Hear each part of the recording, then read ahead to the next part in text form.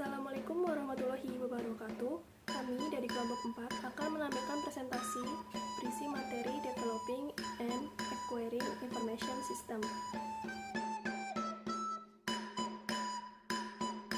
Kelompok kami terdiri dari 1. Diah Intansari B200200378, Aisyah Rizky Aulia dengan NIM B200200346, Rosin Muafa dengan NIM B200200374, Naila Cahaya Putri dengan NIM B200200351, dan Anggit Satrio dengan NIM B200200373. Pengelola di dunia digital, gerakan pembuat untuk membangun dan mengirimkan produk yang digunakan untuk infrastruktur pendukung yang substansial.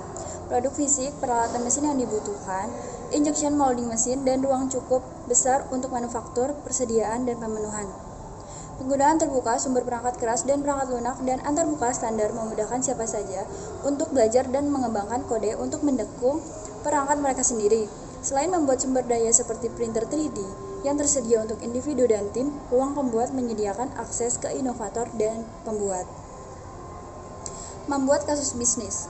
Sebelum orang bersedia mengeluarkan uang, mereka ingin diyakinkan bahwa ini akan menjadi investasi yang baik. Membuat kasus bisnis mengacu pada proses, mengidentifikasi, mengukur, dan menyajikan nilai pro diberikan oleh suatu sistem. Saat ini unit bisnis sering langsung membeli aplikasi dari vendor luar dan mengharapkan aplikasi ini berfungsi dari infrastruktur yang disediakan oleh Departemen IS. Sistem informasi mungkin telah meningkatkan produktivitas, tetapi kekuatan lain mungkin memiliki kerjasama untuk mengurainya. Hasil akhirnya sulit diidentifikasi faktor-faktor seperti pemerintah, peraturan, kode pajak yang lebih kompleks, persyaratan pelaporan keuangan yang lebih ketat, dan yang lebih kompleks. Semua produk dapat memiliki dampak besar pada produktivitas perusahaan. Contohnya adalah memberi karyawan akses ke email dan internet. Masalah pengukuran. Dalam banyak kasus, manfaat sistem informasi sulit untuk menunjukkan karena perusahaan mungkin mengukur hal-hal yang salah. Peningkatan terbesar dalam produktivitas dihasilkan dari peningkatan efektivitas, yaitu sejauh mana tujuan atau tugas diselesaikan dengan baik. Sayangnya, banyak metrik bisnis berfokus pada efisiensi, yaitu sejauh mana tujuan mana yang dicapai lebih cepat dengan biaya lebih rendah atau dengan waktu dan usaha yang relatif sedikit. Keterlambatan waktu, ada jeda waktu yang signifikan antara perusahaan membawa investasi dan dampak yang dapat diamati pada intinya. Contohnya perbankan. Redistribusi, jenis sistem baru mungkin bermanfaat bagi masing-masing perusahaan, tetapi tidak untuk industri tertentu atau ekonomi secara keseluruhan, khususnya dalam situasi persaingan. Mismanagement. Sistem baru belum diimplementasikan dan dikelola dengan baik.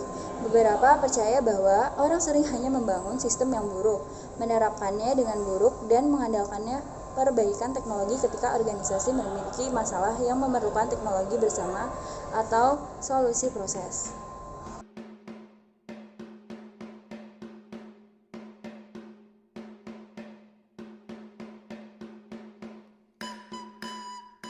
Argumen kasus bisnis yang sukses berdasarkan iman harus dengan jelas menggambarkan misi dan tujuan perusahaan, strategi untuk mencapainya, dan jenis sistem informasi, hal-hal yang diperlukan untuk menyusun strategi.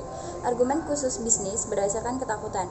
Beberapa faktor berbeda yang perlu dipertimbangkan akun ketika membuat kasus bisnis yang berisi argumen berdasarkan rasa takut. Ini termasuk sejumlah faktor yang melibatkan persaingan dan karakteristik lain dari industri di mana perusahaan beroperasi. Misalnya, industri yang matang seperti industri otomotif mungkin perlu sistem hanya untuk mempertahankan laju operasi saat ini. Argumen kasus bisnis berdasarkan fakta. Banyak orang ingin melihat kasus bisnis untuk sistem informasi berdasarkan meyakinkan analisis kuantitatif yang membuktikan tanpa bayang-bayang keraguan bahwa manfaat sistem akan melebihi biaya.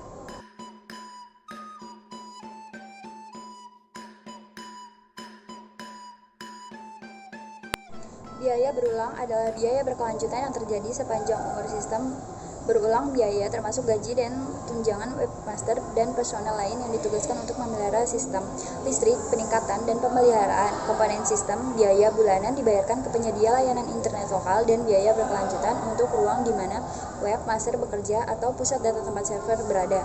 Sebuah sistem berbasis web mungkin memiliki manfaat tidak berwujud juga. Beberapa manfaat tidak berwujud dari ini sistem baru mungkin mencakup peningkatan dalam layanan pelanggan yang dihasilkan dari perputaran yang lebih cepat dalam memenuhi pesanan. Dengan melakukan analisis yang mendalam, organisasi dapat sangat meningkatkan hasil pengambilan keputusan mereka. Orang-orang dari berbagai area perusahaan biasanya memiliki perspektif yang sangat berbeda tentang investasi, apa yang harus dilakukan, dan bagaimana investasi tersebut harus dikelola. Perangkat lunak custom versus off the shelf. Ketika organisasi memutuskan untuk menyebarkan sistem baru untuk mendukung operasi, organisasi biasanya dapat memilih antara custom dan off the shelf. Perangkat lunak custom, perangkat lunak khusus dikembangkan untuk memenuhi spesifikasi organisasi. Perangkat lunak semacam itu mungkin dikembangkan atau dikonfigurasi atau pengembangan mungkin dikontrak atau dialihdayakan ke vendor khusus yang ditugasi mengembangkan sistem ke spesifikasi kontrak perusahaan. Perangkat lunak khusus memiliki dua keunggulan utama dibandingkan dengan umum tujuan teknologi komersial. Yang pertama, kemampuan menyesuaikan. Perangkat lunak ini dapat disesuaikan untuk memenuhi kebutuhan organisasi yang unik. Persyaratan seperti itu, misalnya, dapat mencerminkan keinginan untuk mencapai keunggulan kompetitif melalui jenis sistem tertentu. Misalnya, pemesanan satu klik Amazon.com.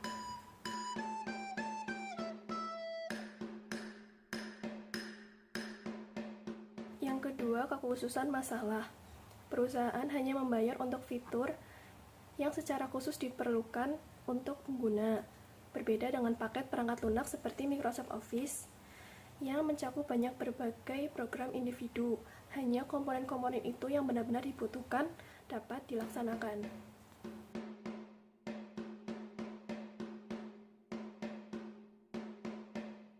Perangkat lunak siap pakai. Perangkat lunak siap pakai atau perangkat lunak yang dikemas biasanya digunakan untuk mendukung proses bisnis umum yang tidak memerlukan penyesuaian khusus. Secara umum, sistem siap pakai, baik perangkat keras maupun perangkat lunak, lebih murah, lebih cepat pengadaannya, lebih tinggi kualitasnya, dan kurang beresiko daripada sistem custom. Perangkat lunak sumber terbuka. Open source adalah filosofi yang mempromosikan akses pengembang dan pengguna ke sumber A, produk, atau ide, karena kode sumber program tersedia secara bebas untuk digunakan dan atau modifikasi. Perangkat lunak ini disebut sebagai perangkat lunak open source.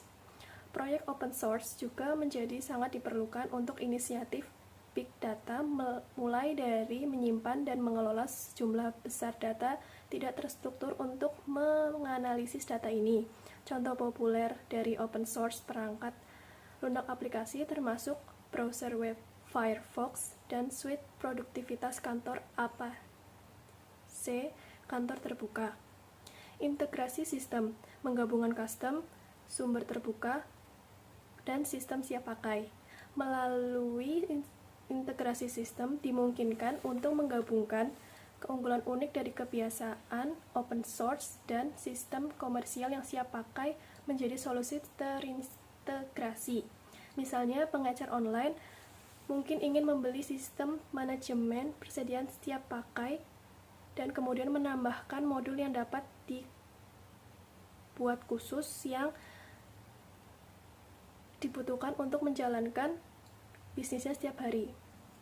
Pengembangan AIS dalam aksi.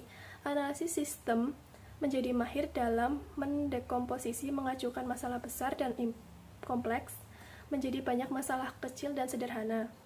Tujuan dari sistem analis merancang sistem final dengan menyatukan banyak modul perangkat lunak kecil dan teknologi menjadi satu sistem yang komprehensif. Langkah-langkah dalam proses pengembangan sistem.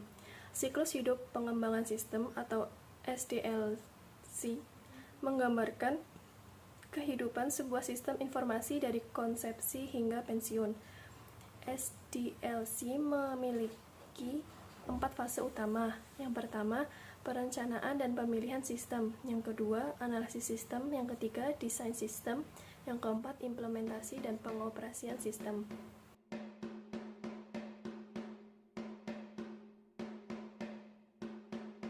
Mengurangi SDLC, pemeliharaan sistem setelah sistem informasi terinstal pada dasarnya. Dalam fase pemeliharaan sistem, selama pemeliharaan sistem, biasanya satu orang dalam pengembangan sistem grup bertanggung jawab untuk mengumpulkan permintaan pemeliharaan dari pengguna sistem. Membuat prototype, sebuah alternatif yang umum digunakan untuk SDLC adalah prototyping yang menggunakan trial, pendekatan, dan kesalahan untuk menemukan bagaimana sistem harus beroperasi. Misalnya, ketika Anda membeli baju baru, Anda mungkin menggunakan prototyping dengan mencoba beberapa kemeja sebelum membuat pilihan. Ketika tidak mungkin atau menguntungkan untuk mengembangkan sistem internal organisasi mengejar dua opsi populer. Yang pertama, akuisisi eksternal dari sistem yang sudah dikemas. Dua, pengembangan sistem outsourcing. Langkah-langkah dalam akuisisi eksternal. Dalam proses penawaran kompetitif, vendor diberikan kesempatan untuk mengusulkan sistem yang memenuhi kebutuhan organisasi. 1. Perencanaan dan pemilihan sistem. 2. Analisis sistem.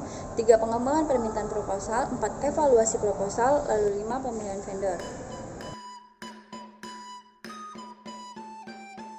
Mengelola lisensi perangkat lunak. Secara tradisional, lisensi perangkat lunak didefinisikan sebagai izin dan hak yang dikenakan pada aplikasi. Penggunaan perangkat lunak tanpa lisensi yang tepat adalah ilegal di sebagian besar negara.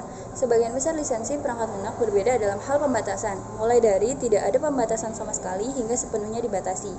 Pengembangan sistem outsourcing. Pengembangan sistem outsourcing adalah untuk memperoleh sistem baru yang sangat mirip dengan proses pengembangan internal. Namun, dalam kasus outsourcing, tanggung jawab untuk semua pengembangan sistem informasi organisasi dan berpotensi manajemen hari operasinya diserahkan ke perusahaan luar seperti Infosys atau Accenture. Mengelola adalah hubungan outsourcing. Manajemen outsourcing adalah yang sedang berlangsung aliansi adalah satu-satunya aspek terpenting dari keberhasilan proyek outsourcing. Beberapa saran meliputi berikut ini. 1. Chief Information Officer atau CEO dan staf yang kuat dan aktif harus terus-menerus mengelola hubungan hukum dan profesional dengan perusahaan outsourcing. 2. Pengukuran kinerja yang jelas dan realistis sistem dan pengaturan outsourcing seperti biaya dan memanfaatkan berwujud dan tidak berwujud harus dikembangkan. 3. Antarmuka antara pelanggan dan agen outsourcing harus memiliki beberapa level, misalnya tautan menangani masalah kebijakan dan hubungan, serta hubungan untuk menangani masalah operasional dan taktis. Sekian dari kami, kelompok 4, kurang lebihnya mohon maaf dan terima kasih. Wassalamualaikum warahmatullahi wabarakatuh.